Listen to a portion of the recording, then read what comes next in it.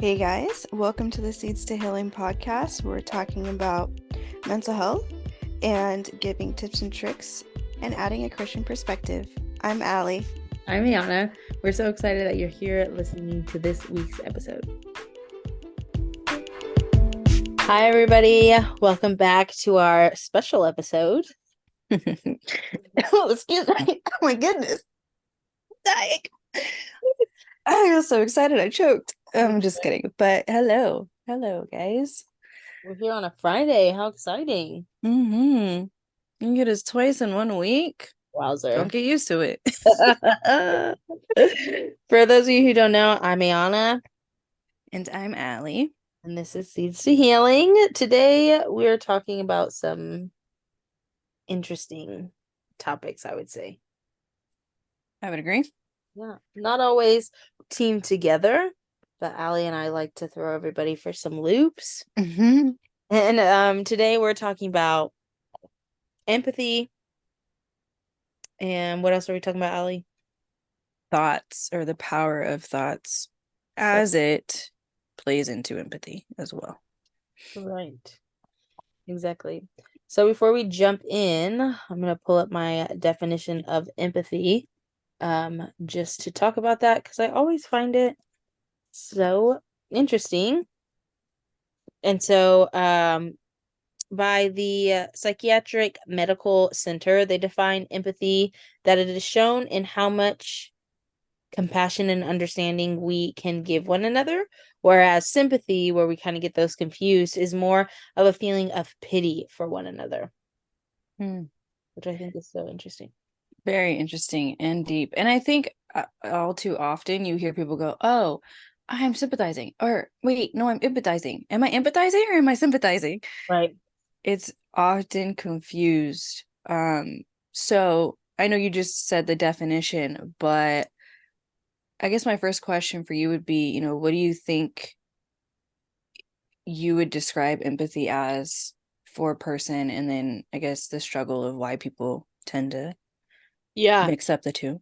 I think the reason, I'll start kind of backwards. I think the reason why people get empathy and sympathy so mixed up is because we're taught that sympathy is like good. Like when you go to the stores, you go to Walmart, there's sympathy cards. They're not empathy cards, they're like sympathy cards. And it's like praying for you or feel better. And that's what sympathy is. It's something that just kind of slaps a band-aid on it and pushes through. Like, oh, hope you're okay, and goes.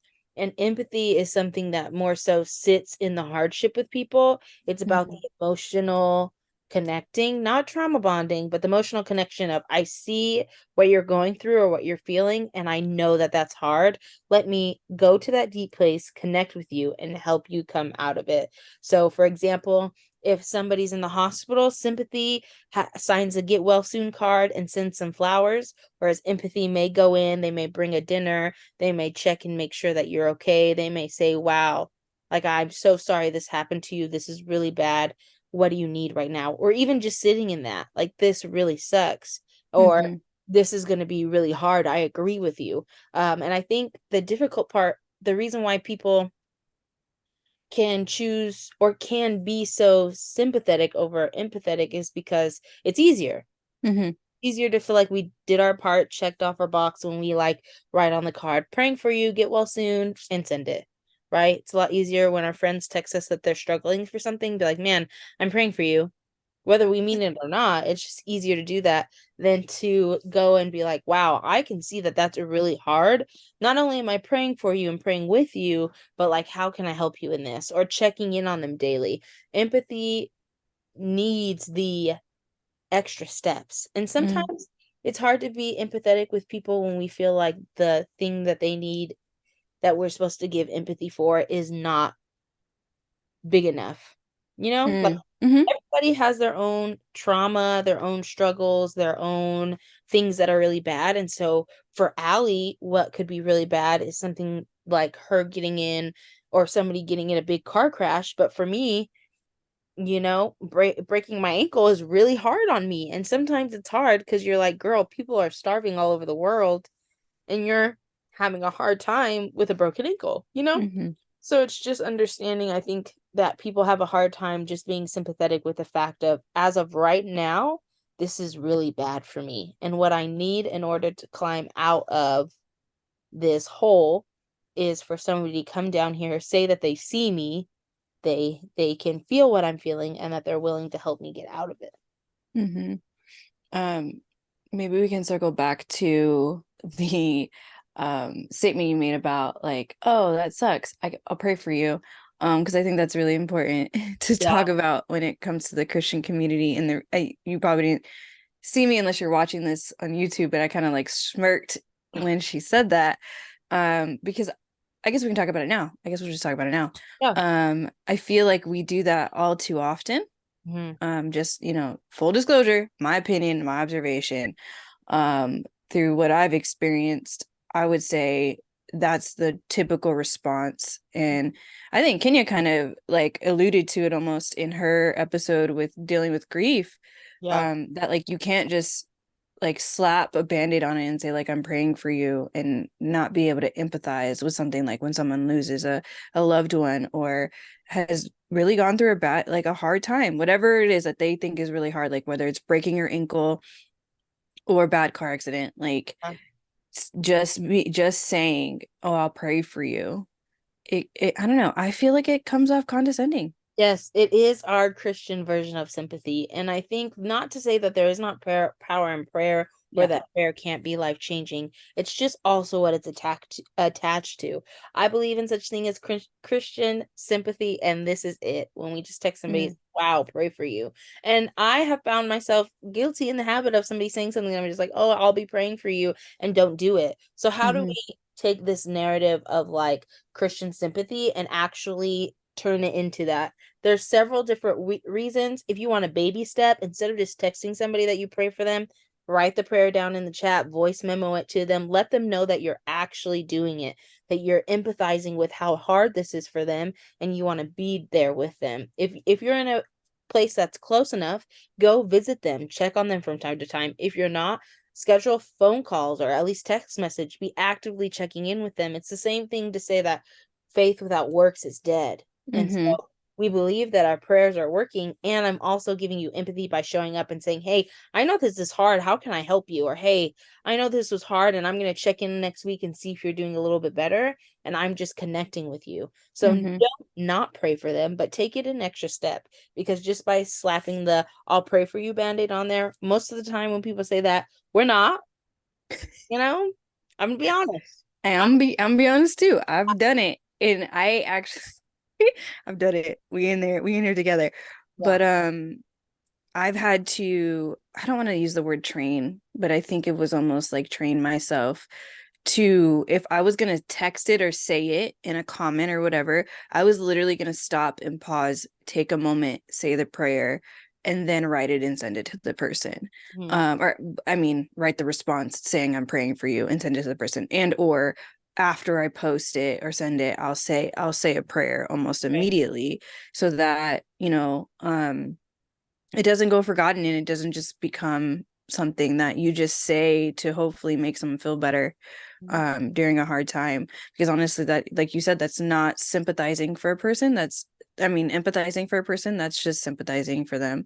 Mhm. um and that's not what we're called to do as Christians, honestly. Right. So I agree.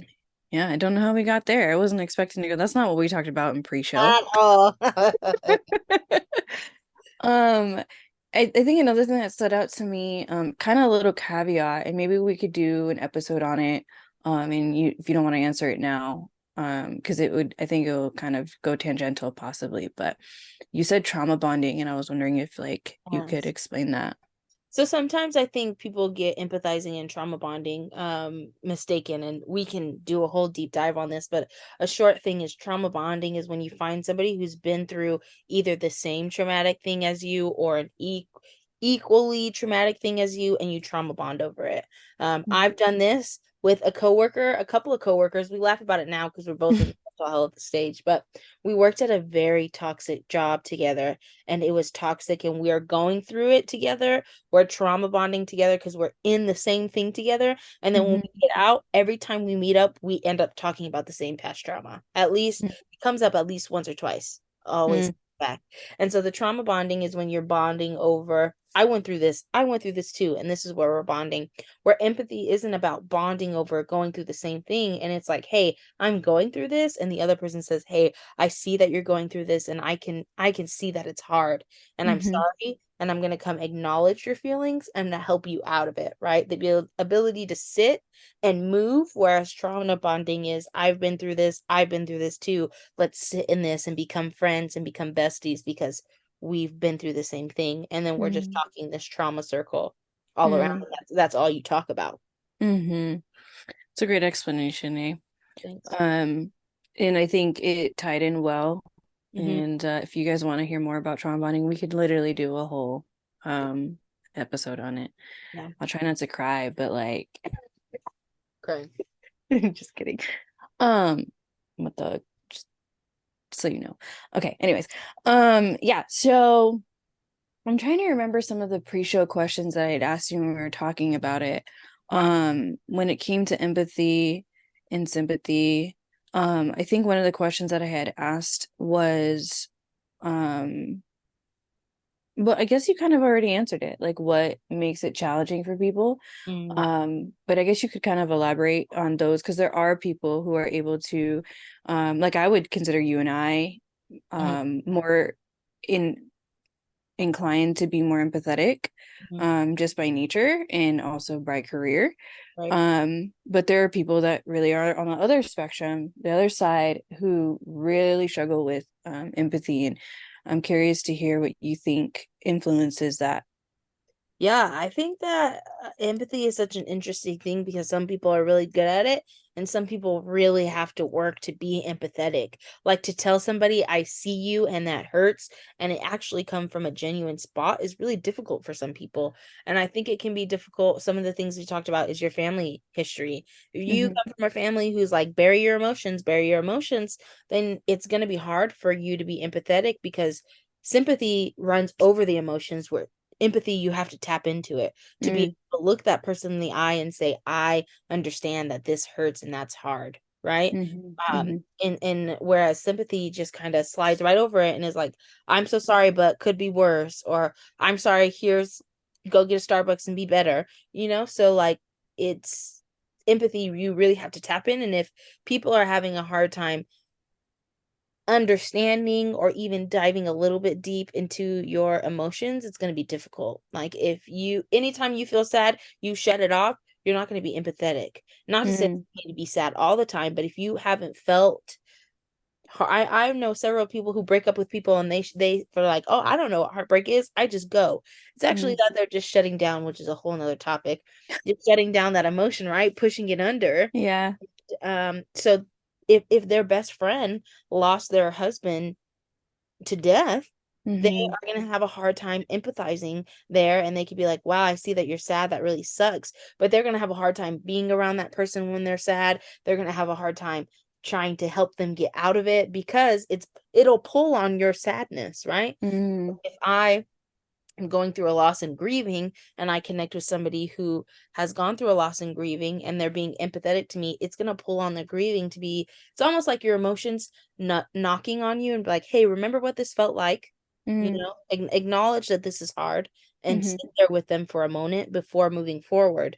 And people who either don't want to feel those feelings, aren't sure what those feelings feel like, mm-hmm, going to be harder, right? Because these emotions are going to be knocking, and mm-hmm, where we should be saying, "Oh, I remember what this feels like." They're going to push it down. I don't want to feel it. Like let's just, And that's why mm-hmm, some people, when people go through deaths or they have accidents or they're really depressed, some people will naturally exclude themselves because it's pulling on emotions that they don't necessarily like even thinking about. mm-hmm.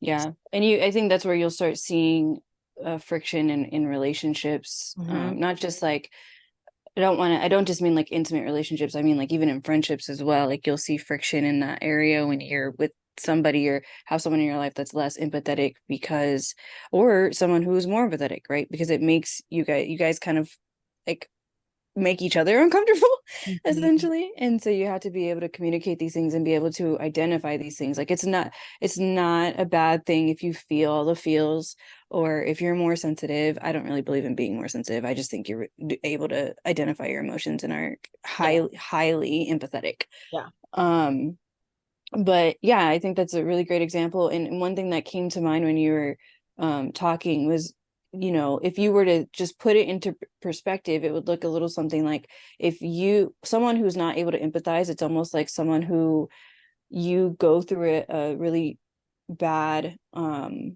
okay, let me not make it stressful. Let me say you got an A on your test, right? Like, you got an A on your test, you're used to getting A's on your test, and your friend is like looking at your paper and is like, wow, I only get C's on my test ever.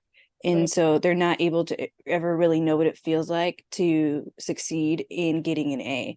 And Mhm. so, in relation to empathy, sometimes it's difficult just for that one barrier. And I would say, think about that with someone who's less empathetic. That's probably their reaction 99% of the time, is like, I don't know what that feels like, so I can't empathize with you. And I think that's where people get challenged Yeah. too. I think in those moments we just have to acknowledge it. You can be so much more empathetic by saying, "Hey, I've never gone through this, but I can imagine that this is really hard."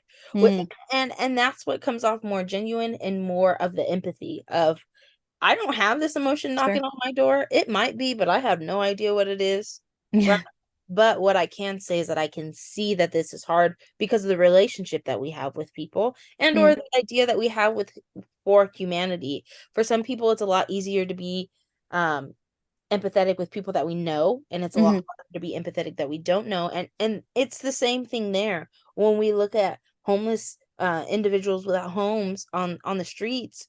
Are we looking at them with empathy or sympathy, right? Are we mm, looking at them like, oh, that sucks, could be anybody? Or are we looking at them like, wow, that must be really hard to know that you've hmm come from a family and that you're a son, a daughter, maybe a brother or sister, you've been a friend hmm to somebody, and now to see that you have nothing is heartbreaking. And that's how we're showing our empathy to people that we don't know, but we can look at the situation and just say, like, that's hard. You hmm know, empathy is not all, not, we're not always going to meet. Like, if we take Kenya, for example, who lost her father and her sister, some of us, as of where we are right now, may never not know what grief looks like, nor hmm to lose a parent, nor to lose a sibling. And so, in that part, I can't say, I know how this feels. That really sucks. But what I can hmm say is, I can see that that's hard on you. And I'm hmm so sorry that you're going through that. And I want to sit with you in it. And I want to walk through it with you. We're not going to stay sitting in it, but just to say that I see you. And let's hmm take this ladder out of the dark hole one step at a time. Yeah. Yeah. That's good. Um, the last question I think I asked you when it came to empathy was, I was just curious because we were going back and forth on what our topics are going to be for Right. context for y'all. But how you came to this topic. Yeah. So y'all know my girl, Brene Brown. Love her. Shameless plug. Brene Brown. Brene Brown. I'm so sorry. There is a 2 minute and 30-second clip on YouTube that's called Empathy by Brene Brown, and it's what do you call it? It has art with it. I don't know what I'm trying to say. Illustrations, I think, Yeah. of a fox, a bear, and like an antelope, and she basically breaks down what is empathy and what is sympathy. And the reason why I love Brene Brown so much is she will use a couple of big words, but she will break it down into plain English. And I've never hmm understood empathy and sympathy as much as I did reading and watching that, right? mm So, I'll see if I can tag it, and maybe we'll put it up on our Instagram on our stories or something just to have it there. But Yeah. we used it in a training, and I just laughed because I love Brene Brown, so of course I've already seen it. And it's just something that like popped back up on my heart on how much we need empathy in the world in order to, hmm especially as Christians. As Christians, we're hmm called to love everybody. And if you don't have empathy for everybody, you can't do that. hmm It takes empathy to love your neighbor as yourself. It takes empathy to love your neighbors. It takes empathy to love people who are struggling, to love people who have done you wrong, to Mm-hmm. love people all it takes empathy. And I think as Christians sometimes we put forth more sympathy, especially when we like homelessness, I'm gonna put more sympathy. Kids who need adopted, I'm put more sympathy. Like, that sucks. How can we fix it? But are you being empathetic with it? Are you looking Mm-hmm. at moms who have had abortions, who have had to put their children up for adoption, and look at them and say, wow, I can only imagine how bad that hurts to look Mm-hmm. at a child and say that I can't take care of it and to feel like this is your only option. That has to hurt. And I think as Christians, that's how we do a better job about being the church to other people is Mm-hmm. that we don't give sympathy, but we have empathy because empathy looks at the whole picture, Mm-hmm. right? So if you're looking at a teenage girl who has an abortion, you're not just looking at the abortion and be like, oh, that's wrong. Too bad, so sad. Kick her out the back Mm-hmm. door. But you're looking at the girl saying, oh, my heart breaks for you at the fact that you must have thought that this was your only option or this Mm-hmm. is the best option for you or whatever that looks like. Like I'm having empathy and I can connect and only imagine how hard that decision was and how hard the process. Everybody knows that abortion is not a great fun process. It's a very Right. difficult, so why aren't we showing empathy to those people in those moments, right? Mm-hmm. We show sympathy when it's easy, and when empathy is needed, I feel like oftentimes in the church we just miss it, which is why Yeah. I feel like this is such an important topic, even if it's just a little groundbreaking to really talk about and dive into. Yeah. And I think also, it's going beyond yourself, right? And I think another part that I would add to that is like you don't necessarily have to agree Right. with a person's choices to empathize with them and to understand and to let them know like at least I can understand where you're coming from even though I may not agree, and I can say that does suck, that is hard. um and I think the other part that stood out to me was just understanding that, you know, as Christians, if we're called to be Christ-like, it is a part of being like a part of it is being empathetic and Mhm. being able to see beyond yourself, and beyond, the surface of things and looking to the greater picture and the depth of things. Mhm. Um, yeah. So any more that you wanted to add as far as empathy goes? I think the only thing that we didn't get to talk about too much that I think you asked in the pre-show part, we talked about getting empathy. So we know Yeah. that How you everybody, can do it. Yeah. yeah, Hmm. not everybody has empathy, but we can all gain empathy. And I think it's just by, I will say three things. One, being in touch with your emotions, allowing yourself to feel them a little bit more, addressing them a little bit more, getting a little bit more comfortable with being uncomfortable in the Hmm. emotions. Um, Also, two is for people who we don't know or strangers on the street or just having more empathy in people in general is to Hmm. think about all the backstories, right? Think about the process that happens to become homeless. And there's several different processes. I mean, you can look at is it the white underbelly, and they interview thousands of people who are homeless and how did you get there? And there's so many different stories of prostitution, or they just woke up and lost anything, or they were kicked out and left alone. And so take yourself and put yourself physically in their shoes and think about the process. I think the more times we think about the process and how the process impacts the person, the more empathy we have, because it's just not a person in a large number, but we're understanding. No, this means that they would have lost everything, and to come from at Hmm. least something, it makes you go down. And third of all, I would just say is to be okay with telling people that I don't know what this feels like. Hmm. um that will open you up for people to tell you more too. So like you can be more empathetic just by being honest and genuine.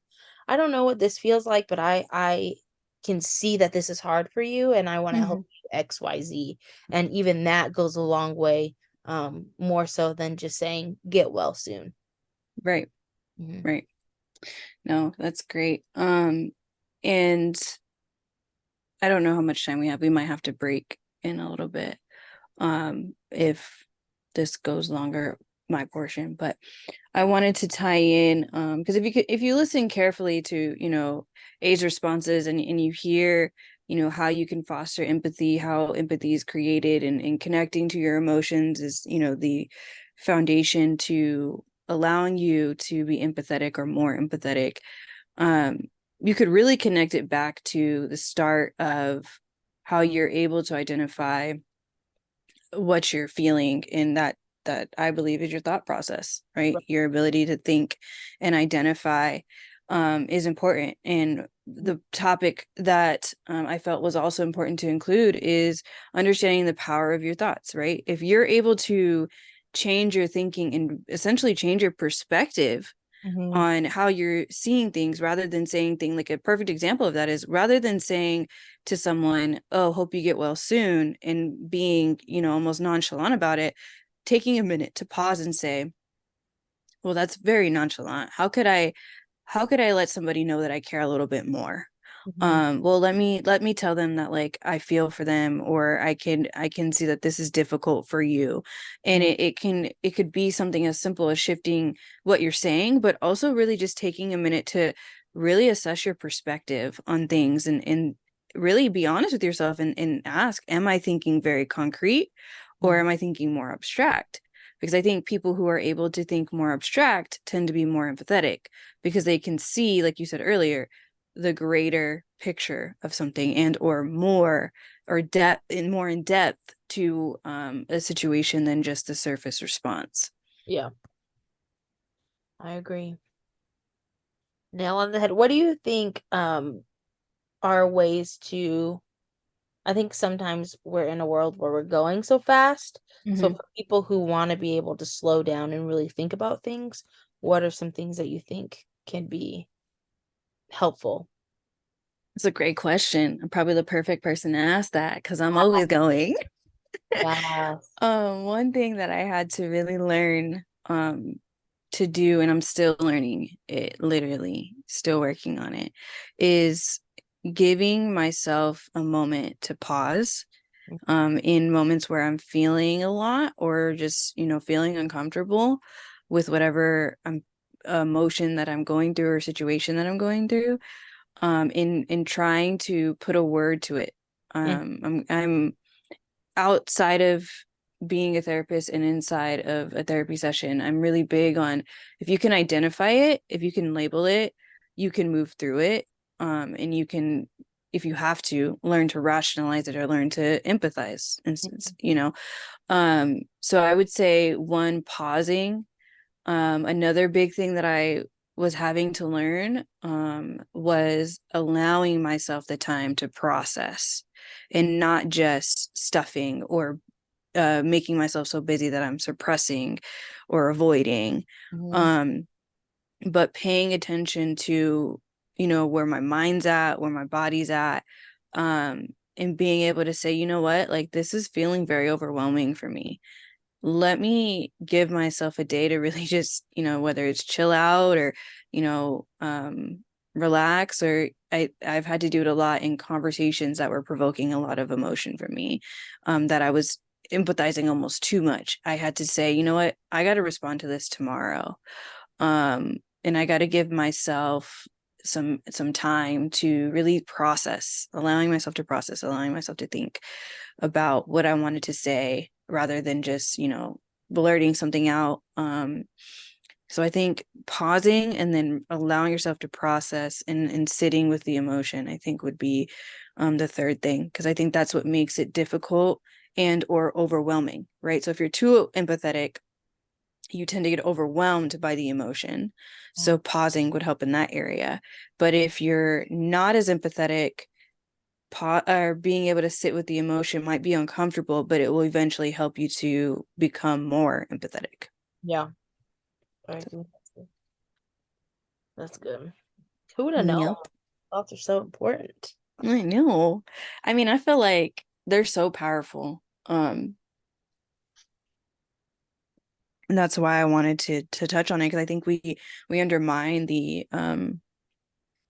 power of our mind, right? And even, like, biblically, right? Like, we can get into that. Like, there's many times in the Bible where it alludes to a person's thought process. And I think we kind of touched on it when we were talking about anger management with Pastor Brian. Sorry, Brian.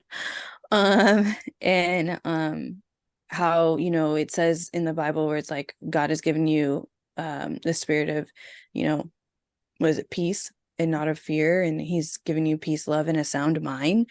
Like all of those things are alluding to the importance of monitoring what you're thinking. And then it also says, think of all things that are noble, all things that are pure, Mm. all things that are good and are edifying or whatever. um because it's important to pay attention to your thought life and how you're choosing to think about things. Mm. So yeah, I don't know, any other questions or any more things that we need to add? Man, I just think what you're saying is so good and it just makes so much sense. And I think that as much as especially for us overthinkers, our Mm-hmm. thoughts go rampant, Hello. where's control. the where's the ding? That literally can raise me. As much as our thoughts can control us and like have us just spazzing out because we're overthinking, Mm-hmm. um, is equally as much as we can have control over them. Mm-hmm. Very difficult to grasp and understand, and frustrating. I don't know about for you, Allie, but when I was first trying to like Mm-hmm. be able to sit in the moment and actually just like focus on what happening, I just would feel so defeated when I'm like focused or like meditating and then a thought pops up. Mm-hmm. And then I would either one go down the rabbit hole with that thought or be so upset with myself that this Mm-hmm. little thought bubble came up and I'm like, I don't even want to do it anymore because I can't concentrate. What would you have to say to those people? um Funny enough, give yourself some compassion, Mhm. be empathetic towards yourself, because it's in moments like that where you'll be able to, if you feel better, you'll do better, essentially. And if you're able to really take moments like that and say, you know what, I'm a person who thinks, our brains are always going, it's not unlikely that I'm going to have a thought. It's all right. I'm trying to work through this. I can reconnect back. I can start over, and we can do it again. I don't have to be perfect. I don't know. For me, talking myself through things helps me, but also just in the act of doing that, it's more about paying attention to um, compassion statements and giving yourself a break and focusing on what you are doing rather than what you didn't do, um, to help you kind of foster not only ability to, feel better and like focus, but also to give yourself some empathy, you Mm. know?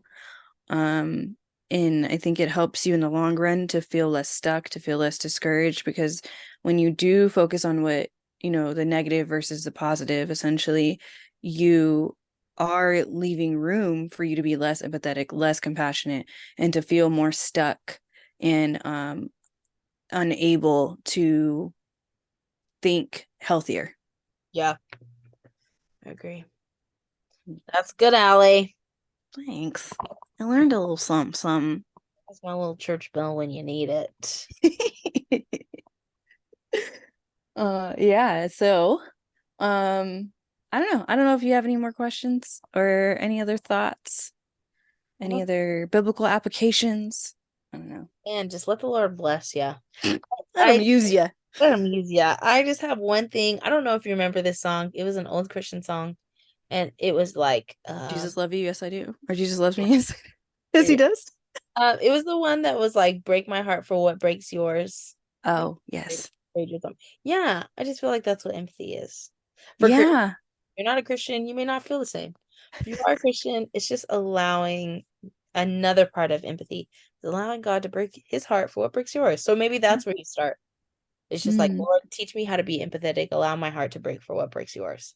And in other words, right, it's feeling trying to feel what another person is feeling, and or at the very least identifying to them that you understand the feeling. One thing that brings another thought is, one thing that I have said to clients before is, if you can't empathize, at least be able to say to them, I know what sadness feels like, and I can understand that feeling, Yeah, right? I know what anger feels like, and I can understand what you're feeling. You yeah, may not be able to completely relate to the situation, but if you can sit back and say, I felt angry before, I felt sad before, right. um, that's even another step forward in being able to empathize with a person.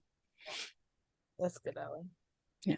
So little nuggets here and there and little things that you can say. I mean, I feel like these are all little things that you can say to help, further your dialogue with people that you care about in situations where people are trying to be open and connect with you and or feel like they need connection. Because one thing I think we need in this world is more empathy. True. So, That's for sure. yeah, 100%. Because they cray out here. Cray. All right. So y'all ain't getting another episode from us for another 3 weeks. No, I'm just kidding. Joking. So just point out the obvious. We did 2 this week because we didn't do 1 or 2. I think we skipped. We skipped one, I think. We We skipped skipped that. 1. Yeah. So we, Okay, so we gave you an extra one. yeah. Or essentially we caught up. For being honest. So no episode next week, but we'll be back at it the following week. I don't know if we want to really announce it, but I think we're nearing an end of our first season. Yeah, we're almost there. Yeah, we're almost there. I don't know how many episodes we said we were gonna knock out, but I think this is technically episode 13, I think. 12? Yeah. 13 12 or or 12. 13. Mhm. Yeah. So just a little heads up. I know I might be jumping the gun there, but Let them know. um I don't know, we've had fun, and I think that we're gonna continue to have fun. We do need more topics though, because Yeah. Ayannah and I have that's like, And let them what are we gonna talk about? Yeah. Scraping up words at this point. No, I'm just kidding. Sure. I mean, it's really good to be able to talk about whatever we want, but we really want to be able to aid you guys and help you guys. So Yeah. just be watching out on our Instagram at Seeds to Healing. We'll probably put up some more boxes about just whatever questions you have. Ask them Mm-hmm. anonymously. We'll dive deep on the podcast. You'll help us help you. Mm-hmm. Because we Beautiful. see y'all that are following us. We would love for y'all to interact with us. Take that step. But either way, we always enjoy it. We have a fun time. And if you take nothing, or don't have a topic that you bring to the table, at least take a minute to, listen to some of the things that we had to share, because All I right. feel like it's good stuff. Pretty good. Pretty neat. All right. Alrighty. So thank you again for coming on to listen to us ramble about our nittiness. No, I'm just kidding. Coming in and listening to Seeds to Healing podcast. We are airing every other Monday, and you can follow us on Instagram at Seeds to Healing. You can listen to us on Apple Podcasts and Spotify, and you can watch us on YouTube. Dude, So take a listen or watch a video. We are completely grateful for it. But yeah, I think that is all, folks. till next time, friends. Later.